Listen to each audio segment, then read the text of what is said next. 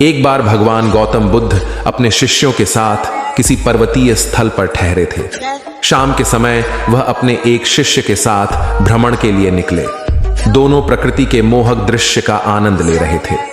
विशाल और मजबूत चट्टान को देख शिष्य के भीतर उत्सुकता जगी। उसने पूछा, इन चट्टानों में तो किसी का शासन नहीं होगा, क्योंकि ये अटल, अविचल और कठोर हैं। शिष्य की बात सुनकर बुद्ध बोले कि नहीं, इन शक्तिशाली चट्टानों पर भी किसी का शासन है। लोहे के प्रहार से इन चट्टानों के भी टुकड़े टुकड़े हो जाते हैं। इस पर शिष्य बोला, तब तो लोहा सर्वशक्तिशाली हुआ।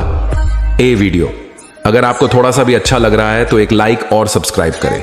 Thank you. बुद्ध मुस्कुराए और बोले, नहीं, अग्नि अपने ताप से लोहे का रूप परिवर्तित कर सकती है। उन्हें धैर्यपूर्वक सुन रहा शिष्य बोला, इसका मतलब अग्नि सबसे शक्तिवान है। बुद्ध ने फिर उसी भाव से उत्तर दिया, नहीं, जल अग्नि की उष्णता को शीतलता में परिवर्तित कर देता है तथा अग्नि को शांत कर देता है। शिष्य कुछ सोचने लग गया। बुद्ध समझ गए थे कि उसकी जिज्ञासा अब भी पूरी तरह शांत नहीं हुई है। शिष्य ने फिर सवाल किया, आखिर जल पर किसका शासन है?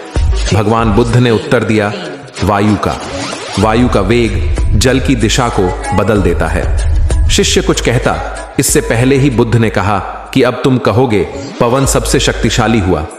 नहीं, पवन सबसे शक्तिशाली नहीं है। सबसे शक्तिशाली है मनुष्य की संकल्प शक्ति, क्योंकि इसी से पृथ्वी, जल, वायु, अग्नि इत्यादि को नियंत्रित किया जा सकता है।